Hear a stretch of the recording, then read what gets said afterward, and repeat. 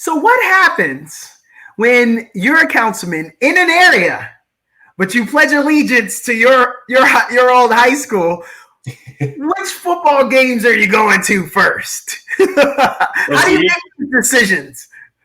I mean, listen, in my district, I'm gonna support the folks around. Technically, Anderson High School, a lot of folks in the district go there, even though it's technically not in the district. So, I'm going to support local. I'm going to support these great Austin schools. But it's always Rangers. It's always Rangers, too, up at Vista Ridge. Because, I was not a football guy at all, but I was a band geek and a big lover of football, a huge football fan. So, I don't get out to the old high school games too often. But, if Anderson's playing Vista Ridge, I'm rooting Vista Ridge, and I'm sorry about it. Yeah. All right. So while we're there, band geek. Oh, you gave us. I said a keyword. I gotta know, what instrument did you play? What? Wait. Let me guess. Yeah, that's what I was going to say. I want you to guess first. Let's play the guessing game. You are. I got to pull that one back. Okay, I got it. I don't like your odds because people usually don't get it. Oh, man. All right.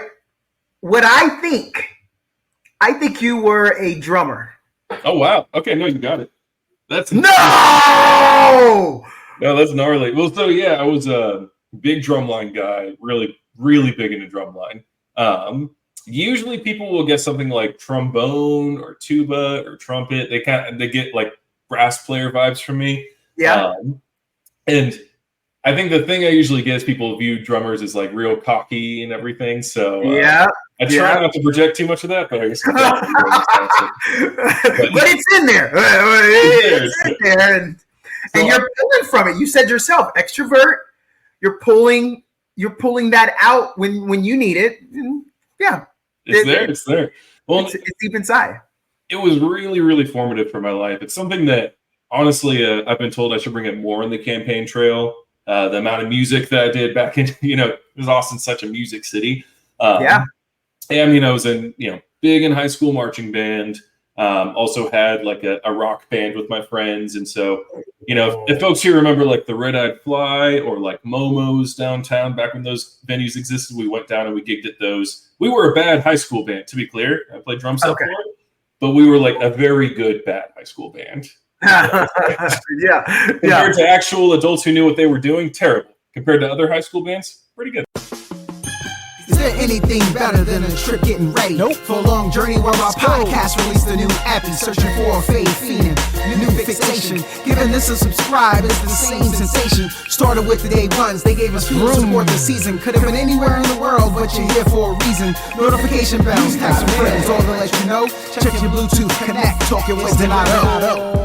Welcome in, everyone. Episode 172, Voted Most Likely, with our guest, Adam Powell. Adam, thank you very much in advance. Before we even get going, thank you for joining us today. What's your day been like so far? Oh, my day's been good. And well, first off, I just have to say I'm grateful to be here. Episode 172. That's fantastic. I'm excited to see what comes at 200 and 300 and all the milestones. But my day's been awesome. It's I'm a candidate for Austin City Council here in North Austin's District 7. So went to a community event down at the JJ Pickle campus, was able to get some work done back here at home and dinner with the wife. So okay. So let's go into one or two things there. I had some items I wanted to get to, but I got to come back to that. Some of us have never been in politics, Adam, and it just seems like running for a councilman, North Austin, District 7, you said, it feels like you either need to have a tattoo of North Austin, District 7, you have to be at every supermarket bagging groceries for little old ladies that are walking out of there, or maybe even if there's a Boy Scout or a Girl Scout that walks up to you in District 7, you need to make sure you're emptying your wallet or scanning the QR code. It's 2024. Is any of that correct? Like, I'm sure that's what the rest of us feel like. Is there any pressure? Well, that's the thing. I think one thing that's refreshing about your question is the way you phrase that to me shows that you know a lot about local politics in terms of the actual day-to-day of the election, right? So Yeah. When people talk about politics, I think people tend to think like congressional or presidential or these big campaigns with districts that have millions of people. But in my case, District 7 has about 100,000 people in it. And it is a lot of what you're saying. And that's what I love about it. For my personality type, just kind of extroverted, the battery never runs out. Like, it is those conversations at the supermarket. It is, hey, if I'm talking to anyone in this district, I'm going to ask them, what's important to you in the community?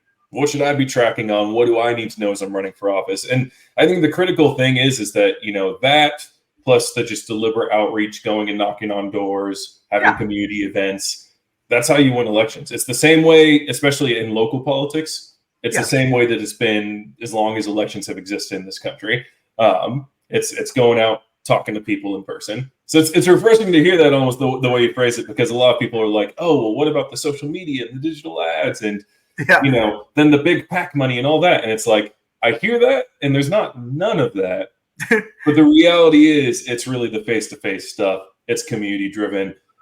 And frankly, for me, as somebody who doesn't aspire to go to the state legislature or Congress or anything like that, I'm really just an Austin guy. Yeah. It's my favorite part is all that stuff that you said. But I guess the flip side of that, to be real, is it's like, you get a little less privacy than you had before. You're opting into being a public figure. That suits me perfectly, but it depends on the person, Yeah. I know you get this one. I tell you, Adam, the North Austin's not what it used to be. I'm telling you, back in my day, why should I vote for you? You don't even know what it used to be like. You're just a young whippersnapper. And I'm sorry, my wife, she's in the other room. She never wants me to do any of my impersonations. I don't think I'm even that good. But to that point, give yourself a bit more credit. Come on. What's up with the old people? And I'm probably offending some people there. And I even think I'm older than you. But what's up with the people who are older than you? I know we come at you and like, hey, young buck, what are you going to do? Aren't you too young for this? Don't you need to go? And does that happen? I feel like it's probably happening to you, right? It does. Well, and for folks listening along, I am 29 years old. I'll be 30 by the end of the election. And I tell people there's a difference in how I talk about that. So when I tell people, I'm 29 years old, they're like, okay. They give me a little look sideways. When I say, I'll be 30 by the end of the election, they're like, oh, okay, cool. There's a threshold crossed there. My youth is quickly turning in memoriam, right? But I think there's always that hill to climb depending on who I'm talking to, especially if it's an older audience. It's hey, what sort of experience do you have that's going to come to that level, right? Yeah. And then I give the actual answers, like, the boards that I serve on, the committees I've been on, my professional experience, that sort of stuff. But I think the main thing I go to with those folks is just, hey, it's my lived experience. I mean, I was born in Austin, St. David's Hospital off I-35. And then I grew up in the area. I grew up in Leander. And I'm quick to tell folks that that's because you have two parents being educators. That's where they could afford a house. It's a decision a lot more folks are making nowadays, and something I want to reverse the trend line on in terms of housing affordability. I want teachers, for example, to really be able to afford to be in Austin if they want to be here. That's a big can of worms. We'll dig into it. But yes, it is. The main thing that I say to folks is just, one, it's like, hey, this is my community. I've grown up here, and I've spent almost my entire adulthood moved back into Austin proper. So that's one. And that's kind of like, okay, this isn't some young guy who came in. It's not really his place and he's trying to shake things up. It's like, nah, this is home, right? And I think the other thing is, I've made a ton of videos on the subject, but just local Austin history. So if I'm block walking in Crestview or Brentwood and I'm at a door, right? I'm knocking the door. Somebody comes up and they're like, hey, come on, you're a little young for this. Do you really know the history of this community? I come back at him and I'm like, well, I mean, I know the farms that used to be here. I know there used to be a petrochemical plant. I know that around post-World War II, we had a lot more development here. You have the Wall of Welcome, the mural that was built in 2008. I'm like, I'll spit it back to him because I take a lot of pride in doing the research of the local history. And not as I just want to be able to say it, but for me to know how North Austin came to be, how District 7 came to be, it's critical. And the reality is when you look across District 7, and to take a step back too, that includes like the southern part of it is Brentwood neighborhood, Crestview, Allendale, North Shoal Creek. And then it goes all the way through the Domain, Q2 Stadium, and even up to the Round Rock and Pflugerville boundaries with that kind of whole Walnut Creek area. Almost all of that in 1940 was a field, right? It was farms. It was a wide open space. And 1940 was a while ago, but not that long. And more importantly, we have people who have seen the entire trajectory of different neighborhoods, different areas within there. So I guess the main thing I say is it's like I show people, and I'm clear with, yes, I'm on the younger side for a political candidate, but I've done my research. I dig into the history. And if I didn't put that type of respect into it, then I shouldn't be running in the first place. 100,000 people. Are you rounding up or are you rounding down? You're just giving us round numbers. You wanted some zeros there. What is it, above or below that? Just to be exact. Just curious. Probably slightly above. We don't have the most recent numbers, but basically so Austin City Council turned into this districted format for the first time back in 2014. So we've only had a decade of having the 10 city council districts. It used to be all at-large seats, which made a lot more sense when the city was smaller. But now that we're a city of around 1 million people, 10th biggest city in the country, it's nice to have the sort of districted approach. For one, because it's a way cheaper campaign to run than if you're running for all 1 million people. The mayoral race that we just saw in 2022, we're going to see it again this year with, Watson running for re-election, other opponents in that race as well. It gets into the millions, right? But a city council race will typically be around 6 figures, like just below or just above. So for, person like me running my first campaign, it's much more attainable. Yeah. But the 100,000 person figure comes from, in 2014, of course, they had the first round of districts. Then a citizen committee came through in 2021 and redistricted. And their focus was trying to make every district roughly the same size by population. Okay. So at that point in time in 2021, District 7 was actually, I'll say it was like 108, 110,000. Yeah. So they moved a neighborhood out and made it smaller to try and have it 100,000. And, in a few years, they'll change it around again to try and get back there. Yeah, yeah. Well, so that's kind of, you kind of answered what I was going to ask next. I just kind of, I'm very curious on like, where do you get your stats from? Because I there's so many questions that I have, Adam, and I'm going to get off of this because we want to get into other stuff. We can keep going. I love this. I want people to know the reality behind local politics. But like, okay, 100,000 people. What's the average age? Like, what do you, and listeners, he wasn't ready for all this. He did not know he was going to get all this. So I understand if you need a second for that. But I'm just kind of curious. Like, so let's say the average age is 35. Like in comparison to maybe the other 9 districts, are you an older population? Are you a younger population? Like all of that. I'm so curious about that because you've got to run different from a person in District 2. Maybe you've got more married families. Maybe you have more single people. Maybe you got more cool guys by the name of Donato. I mean, I don't know. Just very curious here. So how do you get those stats? I know I gave you a lot there. And like, what are 2 of the big stats that you kind of focus on when you get this info? I'll tell you one stat I don't have right off the top is average age. But some other indicators in terms of where a district's at. Yeah. And these are stats that come from the source that I'm doing this off my napkin, so y'all can look it up and fact check me, right? But Housing Works Austin does this great sort of housing report card, and they're a nonprofit focused on researching affordable housing and just kind of the housing crisis in Austin in general. They publish a lot of great information, and they're, I think, pretty much the only entity aside from the city itself that looks at it by city council district instead of by county or precinct or city or what have you. And so that to me indicates a lot of where a district is in terms of how it's changed over the years, what the demographics are. So for example, District 7 is about a coin flip as to whether you're a renter or a homeowner. Oh. So just about evenly 50-50. It's like 51-49 homeowner, I think, technically. And then if you go to District 10, which is Northwest, that's just across Mopac from District 7 and covers a lot of that swaths of Northwest. Super different. It's like 75-25 in terms of homeowners to renters. Yeah. So it tells you a lot about the demographics and the stages of where these communities are at. And like I mentioned earlier, North Austin having been one big field, only a few generations ago. What we see is, and especially throughout the district, different stages of how I guess I would say settled those communities are.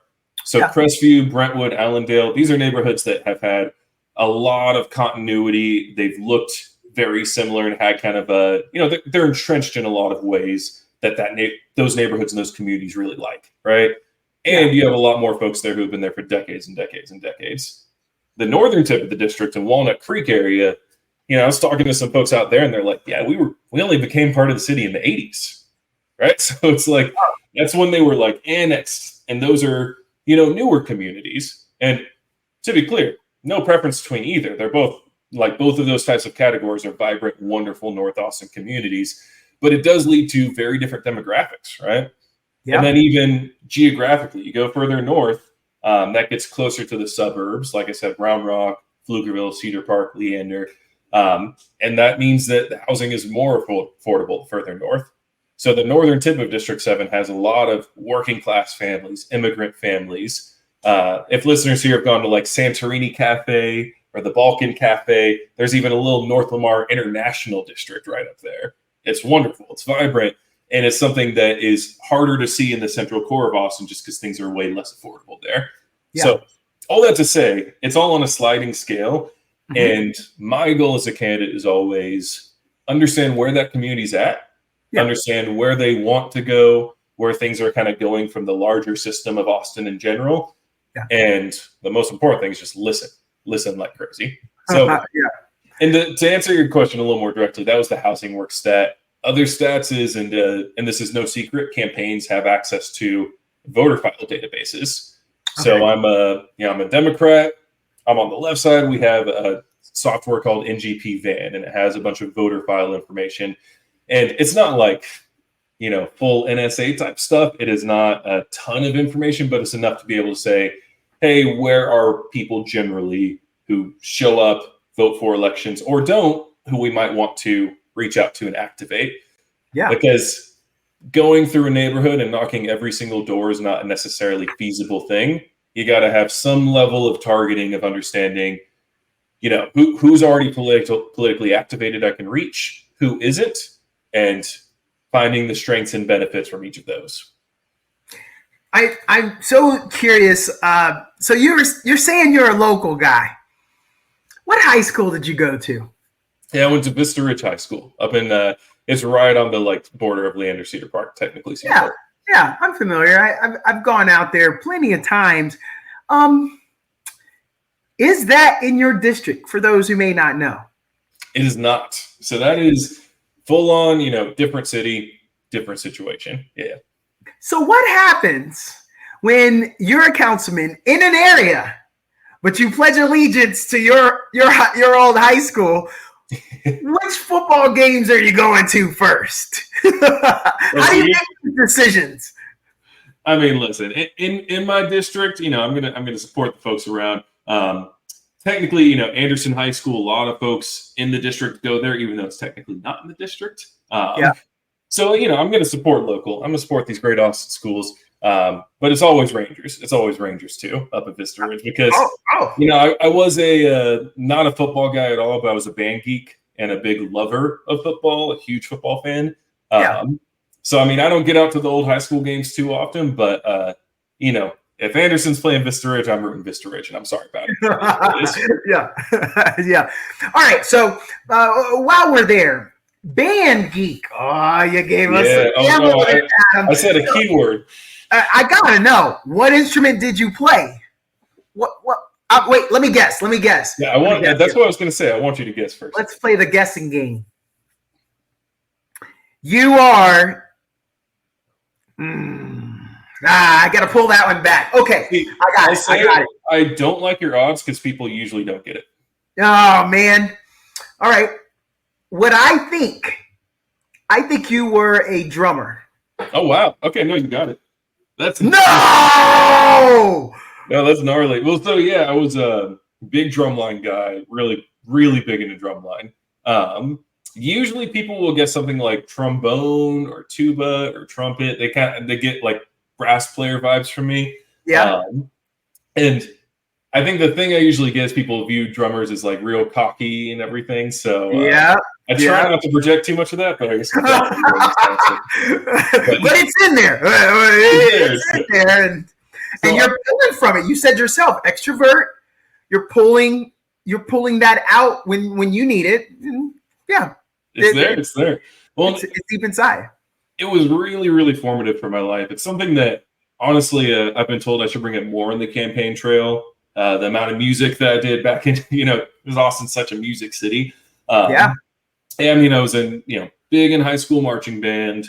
Also had like a rock band with my friends. And so, if folks here remember like the Red Eyed Fly or like Momo's downtown, back when those venues existed, we went down and we gigged at those. We were a bad high school band, to be clear. I played drum set for it, but we were like a very good bad high school band. Compared to actual adults who knew what they were doing, terrible. Compared to other high school bands, pretty good. But so then I gotta know, it's senior year. You just got your meal. What table are you sitting at? Oh, see, this. I have a trick answer for this, which was I almost never ate lunch in the cafeteria. Almost never. Okay. So and people see, especially in the campaign, this is super important to me. Is son of educators. And so my mom, she only just a few months ago retired from Vista Ridge. She worked there, a special education diagnostician. So she had her own little office, and I wasn't much for cafeteria food. So it's like, we always just packed lunches and ate together. So mama's boy, and I was just always eating with her. And then my dad as well, he was an educator for, over 50 years of his life. And he taught me in middle school. So my mom, it worked out. She taught elementary school, then my dad taught middle school, and then my mom had moved to high school by the time I got there. So from K through 12, there was only 1 year that I went to a school. I think that was 5th grade, that one of my parents didn't teach at. So I was like never in the cafeteria. I was always hanging with the parents. And nothing wrong with that. Sounds like a lot of pressure, though. I mean, from a guy that knows what detention is like, staying after school and being in the doghouse. That sounds like a lot of pressure. See, if your parents are there, that's like instant trouble. I mean, I get in trouble. They got to send a note home. Then my parents get it, and then I got a little bit of leeway. You're like instantly in jail. See, that the thing with that though is that I'm the youngest, right? So my older siblings, I saw them kind of like, step over lines, and then it was like, okay, that's the line. I know where not to go. So I was like a very, not rebellious kid. I knew the ways to be rebellious without getting caught, basically. Well, and it was, honestly, I think the bigger pressure that I had growing up wasn't really from the teachers, it was from my older sister. And my older sister is, I say this without a hint of exaggeration, a total genius, 50 times smarter than I've ever been. And so she was a salutatorian at my high school. She went to Harvard. You shouldn't quote me on this exact number. This is me remembering what she said, but my recollection is that she's the 18th African-American woman in the history of our country to get a PhD in astrophysics. She's different. And now she's a professor. Wow. So, all that to say, that was the pressure, because I'd be in a chemistry class or like a biology class, and she was, again, STEM off the charts genius. And so I remember rolling into my chemistry class and my teacher being like, oh my God, you're a Powell. You must be China's little brother, right? And I was like, I am, and you might want to lower your expectations. And she's like, oh, but your sister was the best student I've ever had, like A+ everything. And I must have got like a, C+ tops in that class. With all the science experience. So honestly, that was more the pressure than anything else. Was just, she had come through only a couple years before me and just did it better than I ever could have hoped to. And that said, I'm quick to say this because my dad was very much the same way. He was a professor before he taught K through 12. Also, to me, smartest man I've ever met and ever will meet. He was it, right? But both of them have lacked in common sense, I would say. I'm the practical common sense one. The type who could do things like city council and focus on like, really detail-oriented things, whereas my sister and my dad certainly was as well. They're just like, they could miss some giant things, but then they'd also say and do the smartest things you've ever heard. All right, so you had an opportunity to go through school. It sounds like you were getting a good push from behind. Doesn't sound like you were salutatorian, but that's okay. We will hold that against you. What I tell people, in high school, I was definitely in the top half of my class. Okay. And in college, my GPA was about a 3.0, if you kind of spread your eyes at it. Well, you're higher than me, Adam. You're higher than me. I like to remind people we can't all have the same GPA. We need people with GPAs like I had, Adam, to make you and a 3.0 look better. I said about a 3. Realistically, it was like a 2.8.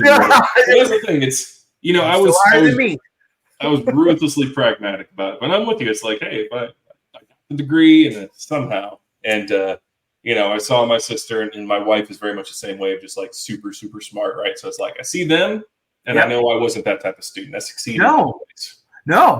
I was a varsity athlete, and I played all the intramural sports, won all the intramural championships, but made some great friends that are still lifelong friends to this day that I played those sports with. And how can you say that that's not worth it? I mean, the value of a friendship. So I'll take that any day. You said something there, and I know I'm like wildly jumping between topics here, but intramural sports. So that was, I tell people this all the time in politics, all the time, because for any aspiring, local political candidates out there, you will get yelled at. You will get people coming at you, and that's part of it. And you have to keep it cool because that's your service to the community. You're not there to get in arguments. You're there to listen to people and make change, right? And sometimes people will ask, like, "Hey, how do you deal with that? Like, you get in some heated situations, right?" And I tell them I was an intramural referee when I was in college. Oh, yeah, and so I'm like, masochist. See, it was the job. It was a part-time job to supplement, make sure I could actually get that degree. And I'm extremely grateful for it. One, because I take a step back, right? Like my main black role model for my entire life was my dad. And then my other big black role model was a guy named Tate, who was my supervisor for intramural refereeing then. And he was an amazing man. He's still around. He's amazing man, doing amazing things, and a just unbelievable mentor. And he taught me so many lessons through intramural refereeing that I literally every single day on the campaign trail front of mine. Because what to know from intramural sports, it's like people get heated on it. It doesn't matter if people think there's no stakes or whatever. Like, no, it's just as heated as any other competition. Am I right there? Oh, no, you're spot on. For the record, I was never indignant, disrespectful. I wouldn't blame you if you were. I want to talk. I just want to talk. Adam, I just want to know, why'd you make that call? Come on. That's it. Now, I know I'm bringing a little excitement there, but I just got to know, man. I don't know what you saw. I could really see that the ball didn't get past. So it gets, and then, but even you may not like that. And I understand if that rubs you the wrong way. And I always know that. And those teams, I always ran my own teams. I was the captain. And so I was the speaking captain. But you know what? It happened to me a lot, Adam. A lot of times that speaking captain role will get yanked from me. And they're like, hey, I don't want to hear from you again. You're going to have someone else. That happened a lot without being disrespectful or indignant, or at least intentionally. But I guess, you just get tired of these after, I guess, every call that I don't like, me trying to talk to you. See, that's the thing, though. One of the biggest lessons I learned, and again, I'll credit to my supervisor, Tate. There's an amazing man. He always said, like, what's everyone's job here? Like, what's the job, right? And he's like, you're the referee. Your job is to keep the game under control, make sure that the game is being played by the right rules, right? Yeah. You got the players. Their job is to win. Their job is not to play the game by the correct rules. Their job is to win. If they're coming at you and you made the right call, but they're mad about it, that's because it's hurting their chances to win. You can't be mad at them for being mad at you because they're just doing their job, right? Intramural, if they pulled out people, if a team came up with a crew and some fans, then it was, hey, the fans' job is to talk crap on you. Like they're going to heckle you. They're going to scream at you because their job is to support the players to win. you can't get mad at the fans. They can do whatever they want to, right? As long as they're not hopping on the field, as long as they're not messing with the game, because that's their job. And I do the same thing in local politics, right? So, like, for instance, if I'm talking, local journalists, right? Yeah. Their job is not the same job as my campaign manager. My campaign manager's job is to make the campaign run well, make me look good, get us to win the election, and be strategic about that. That's not the job of a local journalist. So I want to say the right things, come across well in an article. And to be clear, y'all can look up the articles. I feel good about the quotes I have out there. I'm not worried about it. But even if there was a quote or, I come through in an article or I'm getting ribbed on, it's like, I can't be mad at that. The local journalist's job is to report their truth and contextualize it in the context of the greater community. Their job is not for me. They're not here to make my campaign run better. They're here to inform the community. And similar thing, I go on Twitter, right? I get trolls coming through in the comments, and it's like, that's their job. Their job is to try and get a rise out of me, and my job is to stay above that, right? So they are. Yes, it is. A framework I use every single day. Anytime where I'm just like, oh, hold up, why is somebody coming at me like this? I just stop and I'm like, what's their job right here? What's their job? And almost always they're just doing the job that they came here to do. And I'm never going to get mad at someone for that. Are you still in contact with, was it Mr. Tate? Was his name? Yeah, we talk occasionally. He's busy because he's getting a PhD now and he's making moves. He is wow. I'll refrain from telling his life story, but he is an amazing guy and had his own playing career in basketball and then had a very accomplished referee career and into academia. And just a man who will be successful in anything he does. But every time I talk to him, I'm just like, hey, thank you for that lesson. I use that lesson every day. And it's true. You and I will be in contact off air. I think I'm going to need to talk to that guy. He sounds pretty interesting. You talk about with him for sure. He told you. It sounds like he may be on another episode, listeners.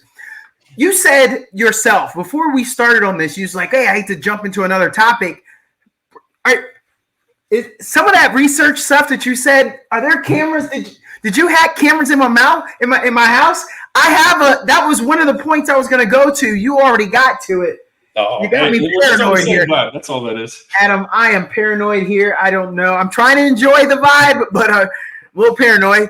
But I feel the question I have here is kind of what you're saying. I bet everyone comes up to you and they just want to drop all the negatives on you. Ain't nobody coming up to you talking about positives, Adam. Am I right? And then when I say that, of course, anytime you paint anything with a broad brush, you're an idiot. But I'm going to say 1 out of 10 people will come up to you and be like, I really like this, or this is really cool. But the 9 times out of 10, it's all negatives, right? Like, hey, man, can you fix this? I really hate this. Or, hey, bud, did you know that? Am I right? Am I kind of close? I was saying, not just are you right, but I prompt it that way, to be honest. So, and let me put this the right way, right? So, a thing that I say all the time, anyone who knows me, spend any time around me, I'm always talking about how Austin is the best city in the world, because it is. There is no place I would rather exist in this universe than right here in Austin, Texas. Mm-hmm. So I start the conversation there. I say, hey, I'm running for city council in beautiful North Austin, Texas, the best city in the world. Now, that said, you live here, you're in the community, right? I'm at someone's doorstep or I'm in a grocery store, whatever, right? You live here, you're in the community. What do you want to see change? What do you think could be better, right? I invite the negativity because, well, for a couple of reasons. One, I am doing this because I'm trying to make the city better, period. For my kids, I don't have kids yet, but, my wife and I will be adopting in a few years. Wait on it. Wait as long as you can. We got a plan. I love these jokes. I got 3, Adam. Love them to death.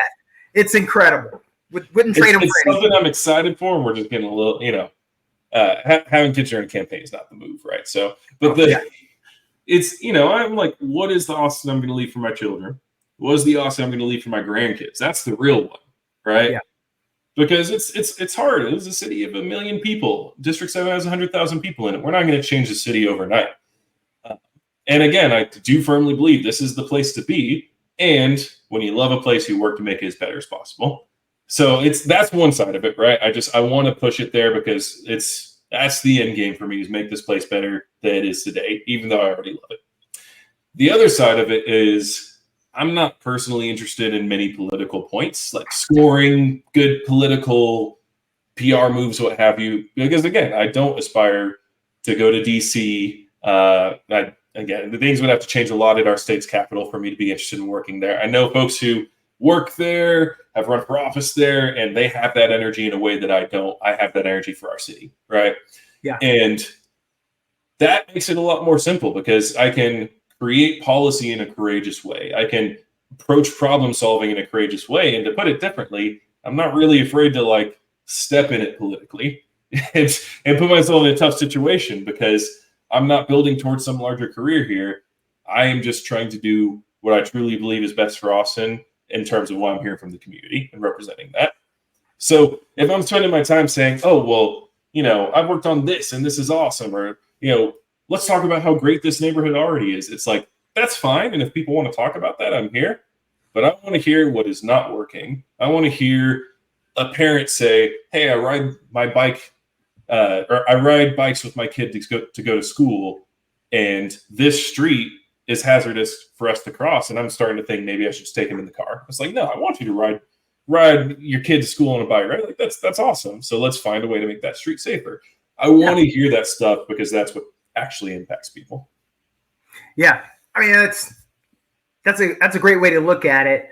I was going somewhere different, but I like that. We can take it there, though. I'm down. And you said you invited. Listeners, when you see Adam unleash, like, hey, Adam, right. I heard you on Talking with Donato. Pull up a chair, Mr. Powell. I got some stuff to lay on you. That's right. I'm not joking. I will have calls with people, if I'm calling through people in the community or at their door. I've stood at a door for like an hour and just listened and take notes. Yeah. And the notes I'm taking now, God willing, winning the election, going into office, that's what I'm going to pull out and say, okay, what can we do? Right? We're not going to get everything done, but that's what I'm trying to do. No, I get that. Adam, they're giving you fuel because I'm going to say 50-50, it's probably higher than that.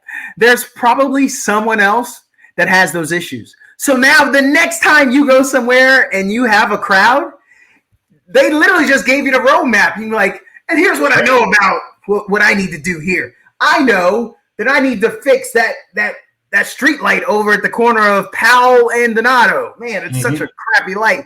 And I know that there's a bunch of potholes over on 142nd Street that just keeps taking out everybody's tires. Like, I know that because I know you. How did I do there?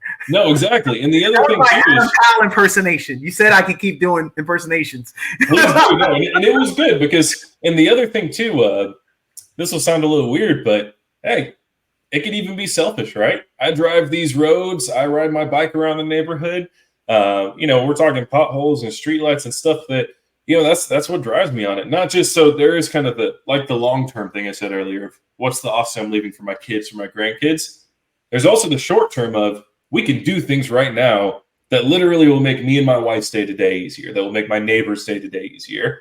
So it's all of us coming up on it. And, I think if you talk to, for instance, conversations I've had with like congressmen, right, or people who are in those really high offices, and that's, to be clear, amazing work for people who step into the federal arena and want to make change on that level. I have a super high respect for it, especially because I personally don't want to do it.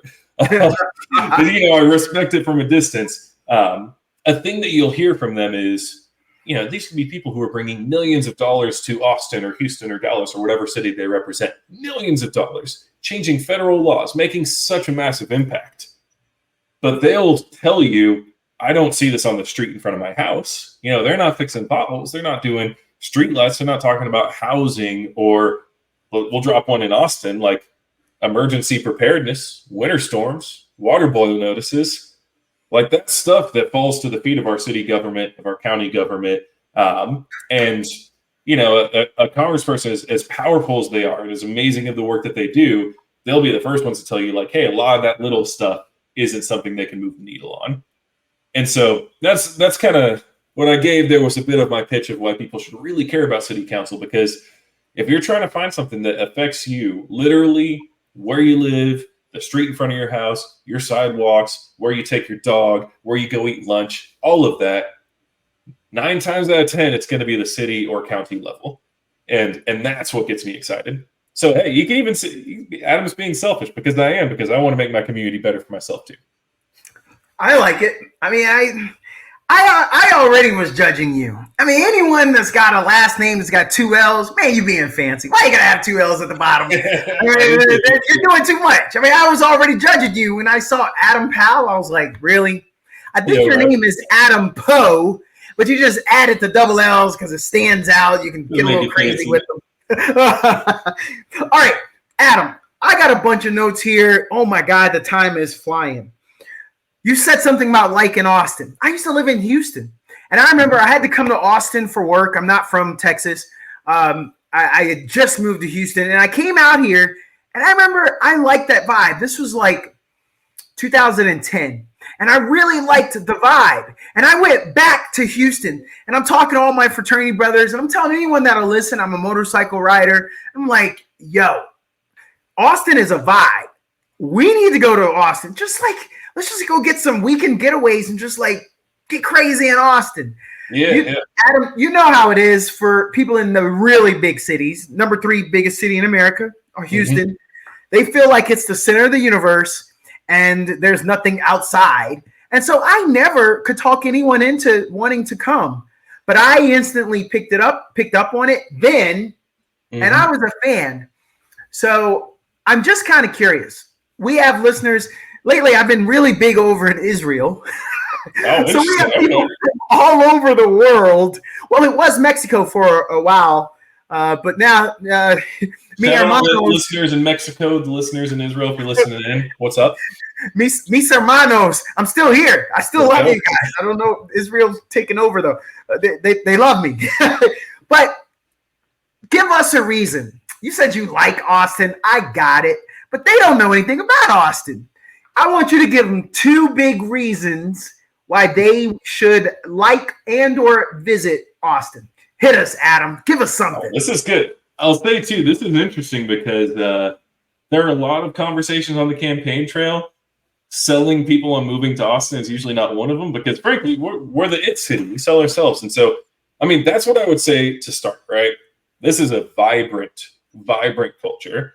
Yeah. You say yourself, Donato, it's the vibe, right? It's understanding that we have this great arts and music scene. We have a food scene that I think is getting better year after year. We have so many wonderful communities and different types of communities, right? So like I said, just in District 7, you can live at the Domain, which is at its core really, it's a very nice shopping place. They got bars. You could work there. You could have all that sort of in your area. You could basically never leave the Domain, right? Ice cream museum, everyone. Ice cream museum. It's that's one Austin. And then if you take a trip down to Allendale, which is, by road, like not more than 5 or so minutes away from it, really. And maybe I'm exaggerating, maybe a 10-minute drive. And Allendale will feel like a neighborhood that is nothing like the Domain at all. Totally different, but just as vibrant in its own ways, right? And you see that going past just my strip of North Austin, you see that all across Austin, communities of varying types. And I'm quick to tell people, like, not only can you find your space here, whether that's in North Austin, my favorite part of Austin, or somewhere else, right? You can find your space here. There's something here for everyone in a different part of the city. So that's one. It's vibrant, different types of communities. And then the other thing, too, is, like, I'm clear to say, folks, like, we got our best days ahead of ourselves. We really do. This is a city that it's not just the growth. It's not just, Austin being the it city. It's the fact that we have these exciting things happening, right? So, yes, there's the big things everyone knows. There's ACL, there's South by Southwest, there's Formula One. There's now what I believe is really a world-class soccer stadium and soccer team here. And I'll linger there, right? Austin FC, Q2 Stadium. That's an example of, like, as good as that scene is, its best days are still ahead of itself, or still ahead.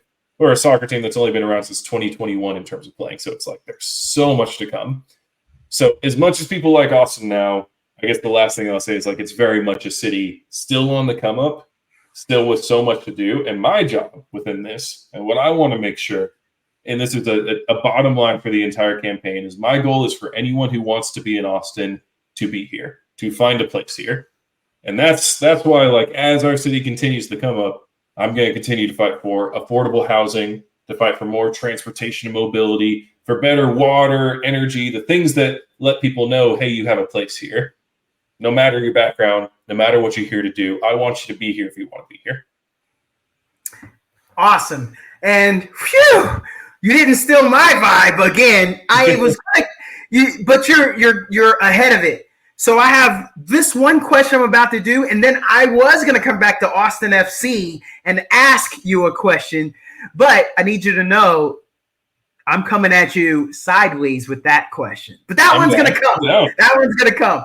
Listeners, I told them this was just going to be a fun. This wasn't an I get you. I'm going to get them on that one. But this, I'm ready. we got to do the first question. The first question is, and we may judge you on this, but it's fine. You say it with your chest, Adam. We got to know, what's your favorite car? My favorite car? Okay. Let me tell you about my relationship with automobiles. I'm a man, and I promise I'll circle this back here. I'm a man who, when I do a hobby, I get really into it. Yeah. Devastatingly into it. And this will relate back to cars because let's say, what's a good example of a hobby I went through? I had a sneaker phase in 2018, right? That was a good time to be into sneakers, right? So it was like built up my collection of sneakers. I kind of tailed off on it because I was like, okay, I got like 15, 20 pairs. And they're good quality. A Jordan 1 is going to last for a decade with how often I wear it, which is not too often. Yeah. I'm good, right? But I went in and I got those 15, 20 pairs in just a few months, and then I was just like, okay, I'm done. That's a splurge, to be clear, but not a splurge the type that you get when you're into cars. So my thing, and why, and I'll be honest, and this is a little shameful, but like, I don't change my own oil. I don't do anything to my own car unless it's like flat tire. I can change a tire. I can, I got an air compressor in the trunk or whatever, right? But like, I don't do anything to my own car because I know the moment that I get into cars, I'm going to be like, well, if I just bought this part, we'd be in a better spot. If I did this, we'd be in a better spot. And the next thing you know, I'd be drowning in debt, way out of my means because I couldn't help myself. So I'm into my hobbies, but I keep them manageable. So that said, I know very little about cars. I drive a Ford Fusion. I only drive Fords, actually. And the main reason being that I got family that owns a Ford dealership out in not full on North Texas, but on the way to North Texas. Yeah. So for me, I'm pragmatic. I like my Ford Fusion because they cut me a good deal on it. I got to support the family, so that's how we're rolling. No, 2013, my now wife and I were boyfriend and girlfriend, maybe engaged at that time. We drove cross country in a Ford Fusion. It was brand new, and we loved it. We loved that little car. We were like, there we go. Pretty cool, and we were ripping. But it's all I'm simple. We gonna come back. We gonna come back, Adam. I'm feeling judged, brother. What about those of us who are car heads? And so what if we're in debt? That we know we got a problem, Adam. Felt like you was judging us there. No. And the thing is, and you're right. We're in over our heads. We're kind of addicted. I blame it on Fast and Furious. See, that's the thing is, I don't blame y'all for a second. The nuance here is I don't trust myself to have self-control within that hobby. I know if I got into cars, it's over. Yes, so sir. like I said, I'm not even crossing the threshold of learning how to change my own oil because that's a skill. Yeah, I keep it to manageable hobbies, right? No, it's true. It's true. Ideally, when I have an end game where I'm like, okay, I have my sneaker collection, and now I'm done. Or I got into building gaming PCs, and I only need a gaming PC, and I like soup up, one for my wife or whatever. It's like, sweet, don't need any more than that. I'm done with that now. With a car, there would be no end for me. There would be no end. I would just keep going. No, you said it yourself. You have the common sense of the family. I wish I was smart enough. But no, Fast and Furious, going to tell my age here, but they sucked me in. That was a black hole, and I've been there ever since. Adam, I had you remember the Cadillac Escalade that's kind of like the SUV, but then the back is the pickup truck? Oh, yeah. I had one of those on 24s, and I put a supercharger on it. My gosh. That's the type of stuff I know I would do. I know I would do that. And it was wicked fast. I got rid of it for a more family wagon. Them three kids came a calling. I didn't have them all three when I had that. But and that's my wife's fault because she supports all that. Another reason why I had to marry her because I told you I'm a motorcycle guy. She lets me have all the cars I want and do what I want to them. I had to marry that woman. That sounds healthy. You get you someone who knows you right. I love it. Yeah. Oh no. If anybody asks me for relationship advice, I always offer them that. All right. Let's get to the bad stuff. Adam, I want to know what your negatives are, and I'm just going to start with this to give you a little time to think. Because again, listeners, he wasn't ready for this. But I'm more ready than you think. Let's do it. I hope everyone's looking at this. He's wearing an Austin FC shirt. If you're not, and you're just listening, Adam, I'm going to go ahead and try to find a negative. What are the last 2 Austin FC games you've been to, and did they win them? Oh yeah, last one I went to, it was a few weeks ago. It was against was it San Jose? I want to say. Pretty sure it was San Jose. That game was the best Austin FC game I've been to in person for a very long time, and probably ever, because we won 4-3, and we won in extra time. It was a last-minute goal by the one and only Sebastian Driussi off of a deflection from Jazzy Zardes at the edge of the box. Got that thing in there, and next thing you know, I had gone the whole game. I'm not a supporter section type. I like to be able to sit down most of the game or whatever, but I do yell. And I had gone most of that game with my friend Zach and not yelling at all. And I was like telling him, like, oh, dude, I'm going to be able to speak tomorrow. When that goal went in, because it was 3-3, extra time, deep in extra time. And I'm like, okay, it's a draw. It's a point. It is what it is. I'm good with a point, right? But no, when we got that goal, next thing you know, I was jumping up and down the aisles. I was screaming. I was like holding hands with the guy I've never met before because we're just screaming at each other because we're just like, they did it. Sebastian Driussi is the best player in the MLS, right? So that was the last one. One before that, I'm trying to think because I went to another one this year before that, and that's what it was. It was against St. Louis City. Yeah. I was there with 3 separate friends is why I'm remembering it. And I'm pretty sure that one was a 1-1 draw, I want to say. We might have actually lost that one. It was either a draw or a loss. And that's the thing, because, and I'll tell you, challenge me on the Austin FC knowledge, because I'm ready. We can dig into the nuances of Musa Jite's loan spell in the second league of Turkey. Like, I'm down. Let's do it. But the point is that, where the team's at right now, I got a lot of confidence. I think last season was difficult. 2022 season before, we probably overperformed to have as much success as we did. This year, I feel strong in terms of we're going to end around 4th or 5th seed in the Western Conference. We might have a chance at making a run for the Cup. And then really the team is just a matter of, and this will sound really simple, right? But last year, our biggest struggles was when Sebastian Driussi was injured. He is the best player in the MLS, and I'm going to die on that hill. Liverpool wanted to sign him. Wait. Adam, I'm sorry, you were flowing, brother, but you do know Messi is in the country? Okay. Aside from Lionel Messi, I'll give you that. Okay. Aside from Luis Suarez, we could probably throw on there. Why am I forgetting his other name? The third guy who came over from Barca. So aside from those 3 gentlemen over at Inter Miami, Sebastian Driussi is the best player in the MLS. I was going to say, man, he really is drinking my Austin Kool-Aid. Yeah, I'll give you that. But Sebastian Driussi, he was injured a lot of last season. And when our best player and one of the best players in the MLS is injured, we're going to play bad. And it was easy to lose sight of that because the other players were playing bad too. People were questioning what Josh Wolf was doing. But I think we see the vision. We've won, 4 out of our last 5. Brad Stuver, and I'll say this without a hint of exaggeration, Brad Stuver is the best goalkeeper in MLS. I know Hugo Lloris is over at LAFC, and I don't care. Brad Stuver is the best goalkeeper in MLS and a bastion of our community.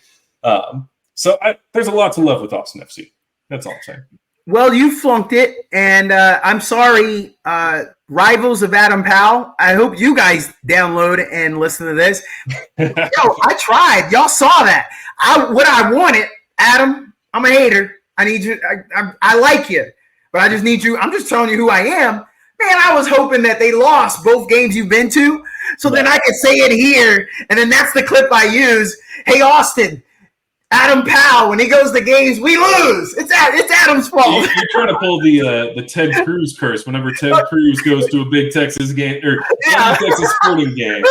Yeah. I'm not cursed like that man, and I have way better policy than that man, even though I'm never going to represent it. In a funny way. But now that you bring up the Ted Cruz thing, man, I don't want to do that to you. I'm here for the giggles. But okay. So I filibustered. See what I did there? Just did the political term for you. Give us your answer. Adam Powell, what's a negative? Something tells me I know what your negative is. What do you think it is? I think people come over your house and you just go off on rants about your last trip to Albuquerque, New Mexico.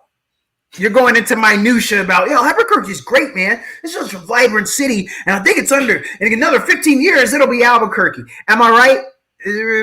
No, you're right. Well, so here's the thing is, it's kind of like the hobby thing. I don't do it halfway. So I am very grateful and blessed to be in a spot where my closest friends are friends I've had since high school, legitimately. Yeah.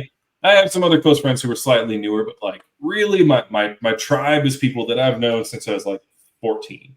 So because of that, it is true that I will talk their ear off about all this local politics stuff. And to be clear, these friends are not in local politics. They're in IT and they're doing music stuff and they're teachers, like they're doing other things. Yeah. And they know me. They'll nod along, they'll listen, and then they'll get to the point where it's like, Adam, let's talk about something else. I'm like, yeah. That's one thing. I can't do it halfway. Let's see. Other negatives about me. We can keep going. Only one. You'll only have to give me one other. Well, here's the thing I will say, and I humble myself often on this. Yeah. And it goes back to what I said about my sister and my dad, right? Of just like being that close to genius. I'm not a genius. I will freely say, and this also comes from a place of respect for the current city council members. I mean, I have a lot of respect for a lot of the folks up there on the dais right now.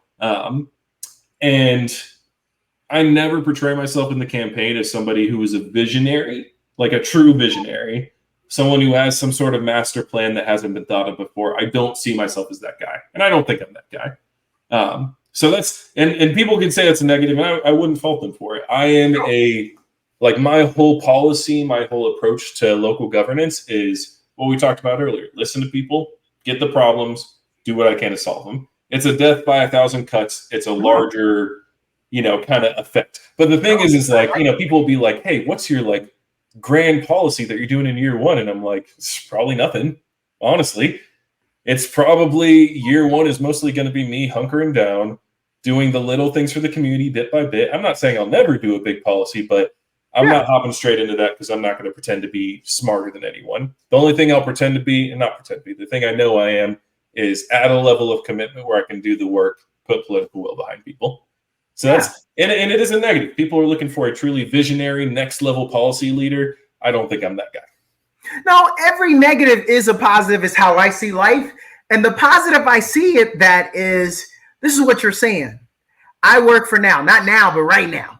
And we're in the now. Like you said to yourself, you said, if I could do something that makes your and your wife's commute every day better, I think it's about what you said. Yeah. That's what it's about. The rest of us got to make that commute too, Adam. So help out your wife, man, because you helping out my wife. And I got to hear her complain about that. And she could talk to me about, the next $200 she's going to give me to get something new for my bike. But anyway. Yeah, there we go. Well, and I'll say too, it's like, I'm grateful that if I look at city council right now, there are some of those visionary leaders in place already. I think, I'll give some shout outs right now. So like Councilmember Jose Velasquez, to me, he is a model of the type of council member I want to be. And I'm grateful he's endorsed me as well. I got his support. Yeah. But he's a model for the exact style of governance of listening to people, making solutions, and have that be your larger effect. If I'm looking at like true visionaries, I mean, I think, people should take a look at what Councilmember Vanessa Fuentes did with childcare, right? Oh. She heard, and she has a background that filters into this of childcare is extremely expensive in our city. And she has led the charge and attacked that from a variety of policy solutions that are just things I would have never thought of, right? And that I think hadn't been thought of in our city yet. But then people are coming through and they're saying, oh, it should be easier for people to start in-home childcare centers and for the city to have incentives to support that. It should be less restrictive where you can put a childcare center. Turns out our city's really restrictive on that. You should be less restrictive so we have more centers, more childcare options, drive the prices down for regular people to be able to pay for that. Yes. That's visionary stuff, and she did that, and is still doing it. I look at Natasha Harper Madison. Got to give credit again. She is our only Black city council member. She's definitely a model for me there, Black leadership in our city. And she's done a lot of that same visionary work. So I look over there and I see, there are visionaries on the city council. That's not the role that I'm going to fill. Maybe in fits and spurts. I'm not saying I'm never going to try for big policy, but it's cool to see that there are some great leaders doing that already, in my estimation. No, it's needed. I've got two last questions here. I don't think I'm going to do my typical out, so we'll finish with these two. What would you want to do more? Hit the game-winning shot in Game 7 of the NBA playoffs to win the championship, or hit a home run in the 9th inning to win the World Series? Oh, NBA and both of these are at home in front of home fans. NBA for sure. I've never been a big baseball guy. And no disrespect to baseball. I mean, if gun to my head, I'm a Rangers fan, but I just don't really keep up with MLB.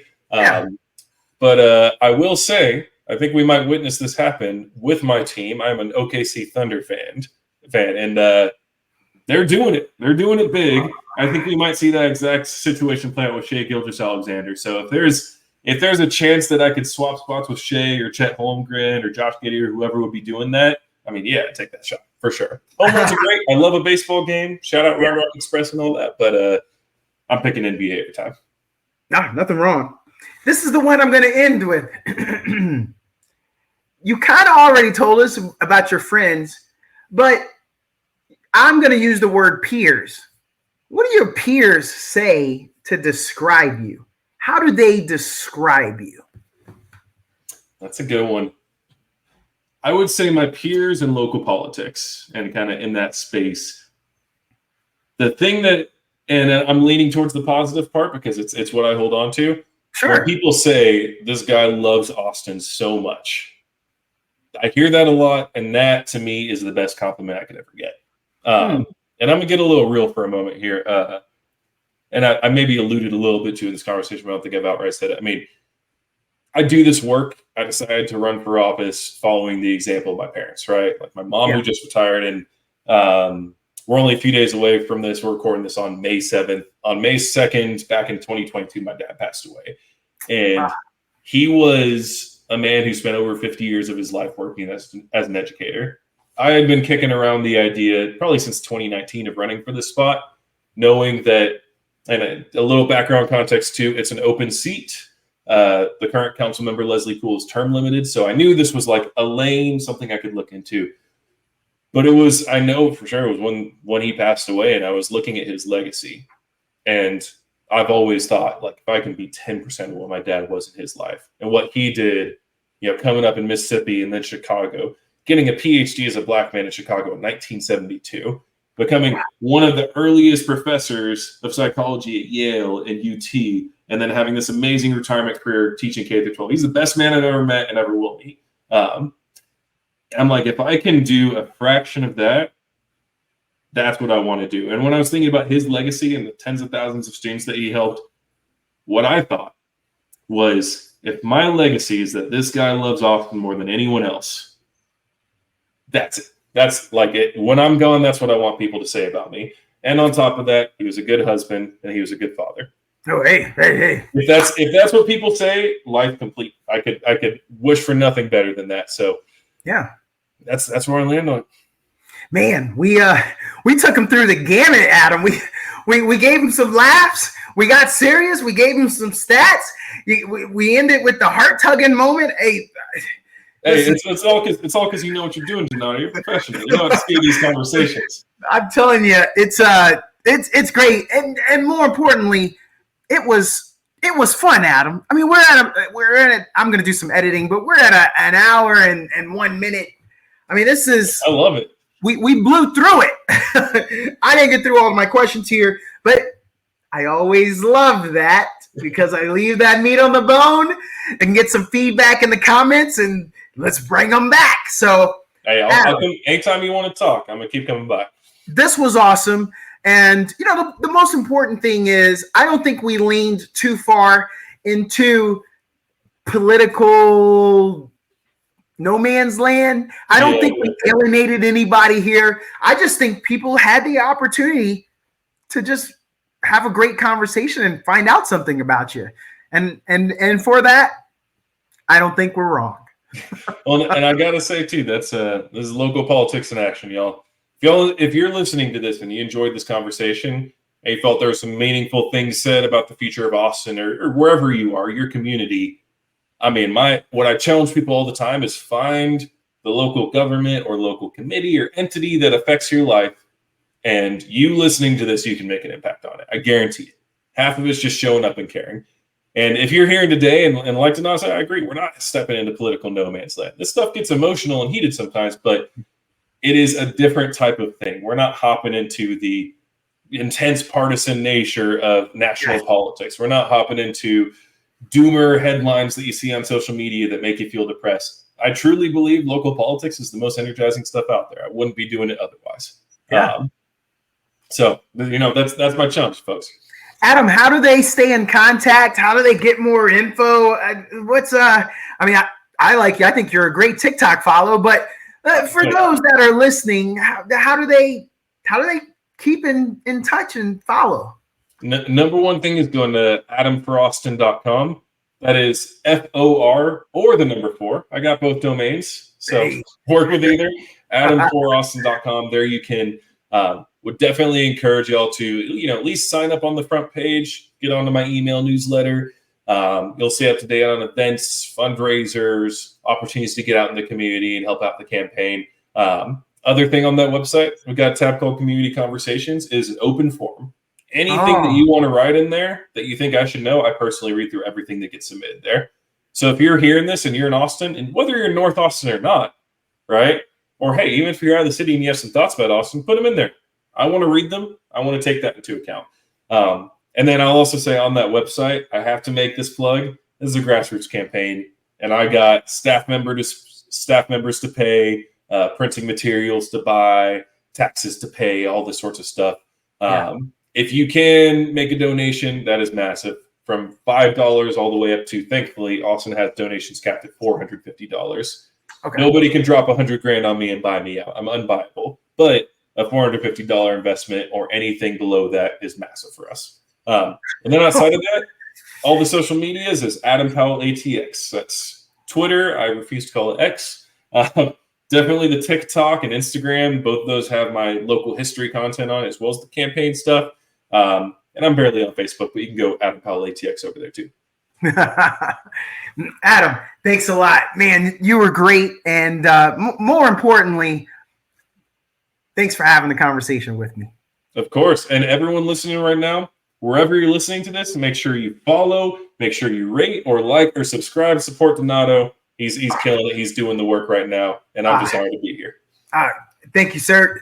Very gracious of you. And everyone, I hope you enjoyed as much as I did. Thanks for listening.